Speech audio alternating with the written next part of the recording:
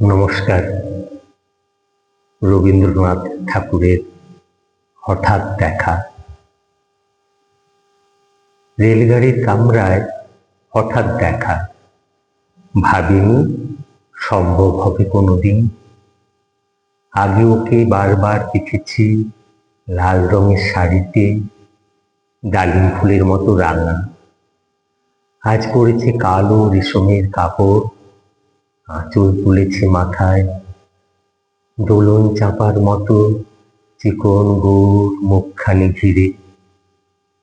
মনে হলো কালো রঙে একটা গভীর দূরত্ব ঘনিয়ে নিয়েছে নিজের চারদিকে, যে দূরত্ব সর্ষে ক্ষেতের শেষ সীমানায়, শালবনের নীলাঞ্জনে। থমকে গেল আমার সমস্ত মনটা। চেনা লোককে দেখলেন অচেনার গাম্ভীর্যে। হঠাৎ খবরের কাগজ ফেলে দিয়ে আমাকে করলে নমস্কার। সমাজবিধির পথ গেল খুলে। কেমন আছো, কেমন চলছে সংসার, ইত্যাদি। সে রইল জানলার বাইরের দিকে চেয়ে, যেন কাছের দিনের ছোঁয়াচ পার হওয়া চাহনিতে। দিলে অত্যন্ত ছোট দুটো একটা জবাব, কোনোটা বা দিলেই না। বুঝিয়ে দিলে হাতের অস্থিরতায়, কেন এসব কথা, এর চেয়ে অনেক ভালো চুপ করে থাকা। আমি ছিলেন অন্য বেঞ্চিতে ওর সাথীদের সঙ্গে। এক সময়ে আঙুল নেড়ে জানালে কাছে আসতে। মনে হলো কম সাহস নয়। বসলুম ওর এক বেঞ্চিতে। গাড়ির আওয়াজের আড়ালে বললে মৃদু স্বরে, কিছু মনে করো না।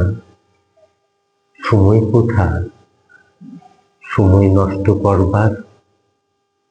আমাকে নামতে হবে পরের স্টেশনে। দূরে যাবে তুমি, দেখা হবে না আর কোনোদিন। তাই যে প্রশ্নটার জবাব এতকাল থেমে আছে, শুনবো তোমার মুখে।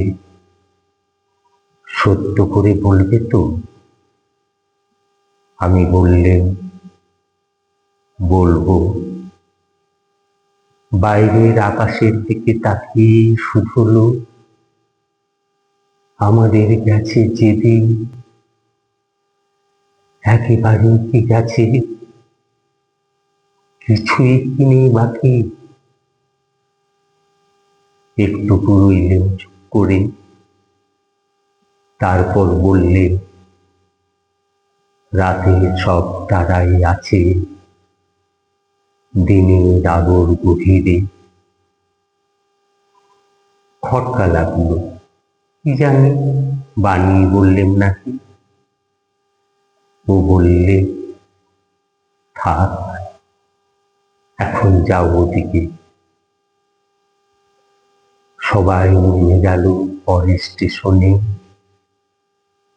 আমি চললেম একা।